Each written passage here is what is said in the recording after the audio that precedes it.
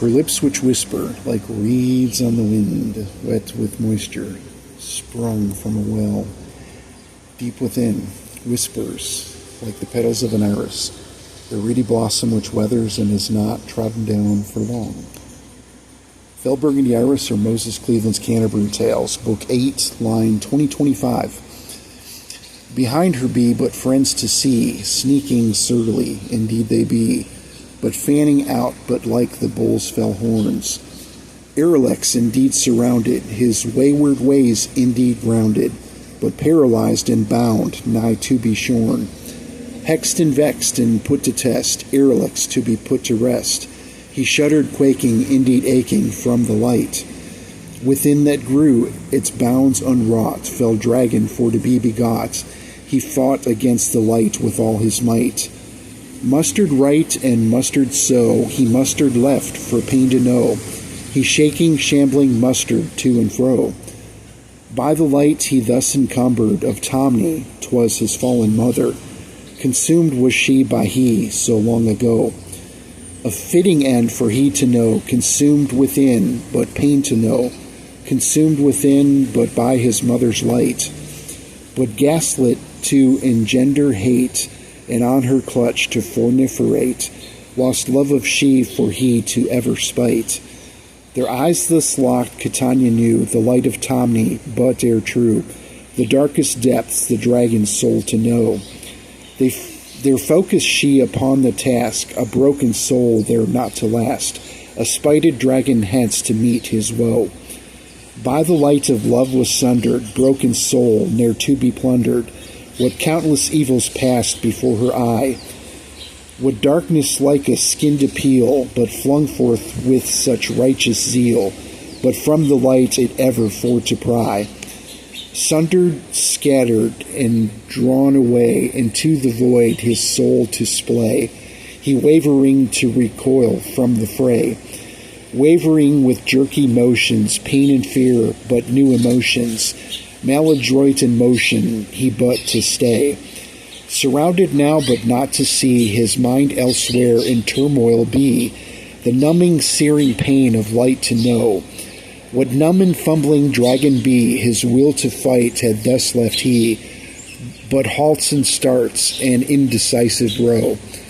In numbness lost and not to feel, by pain of light his mind did reel, and not to feel the cuts and blows that landed.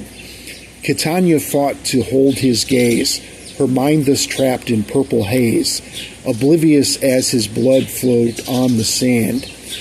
Oblivious of his end at hand, his broken castle in the sand, for by the light it fell ne'er to withstand.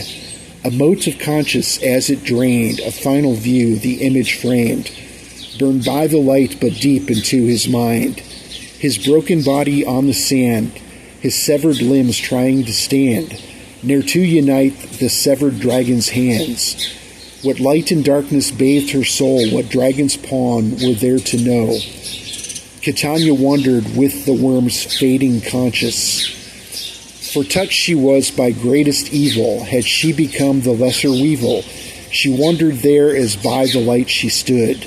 Or Erelex, the vanquished one, who by the light had come undone, his evil never ere to be withstood. What fallen divas near to sing, the dragon's hands an end to bring, to spite the fallen no more such mockery. Of goads and taunts no more to flaunt, to celebrate misfortunes wrought, sarcastic lamentations near to be. Again, she drew herself together, dragon on the shelf, a trophy Dian cast for all to see, or not, perhaps left unforgot, what sundered realm to ere resume its course. But unforgotten, sundered dunder, but there for all to see. No shakes to harrow there to feel, but disembodied screams to peal.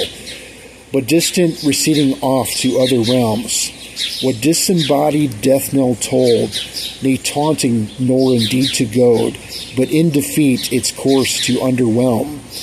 Unremembered, not forgotten, his chosen course indeed berotten, his influence to garner thus had she, to disseminate in coming days what strings to pull and strings to play, her mind this world with all that encompassed he. What darkness flung yet to relent, selective grief but yet to vent, the fallen best to mark by other means. Unremembered but unforgot, she drew upon a shady lot, served by the dragon's hands, it thus would seem. The dragon cast into the void to dwell on means he had employed. The void he left behind she aimed to fill. His wayward friends now at a loss, with tabs they paid, indeed it cost, what songs to sing and wayward steps to drill. What waltzing at a tipsy ball, or beeline thus to pay a call, what reason there behind such awkward steps? Like penal sappers to inure, a dance of death for to procure, to poke along, but as the donkey schleps. And there I will stop today. Hope everybody has a good day, and thank you very much for listening.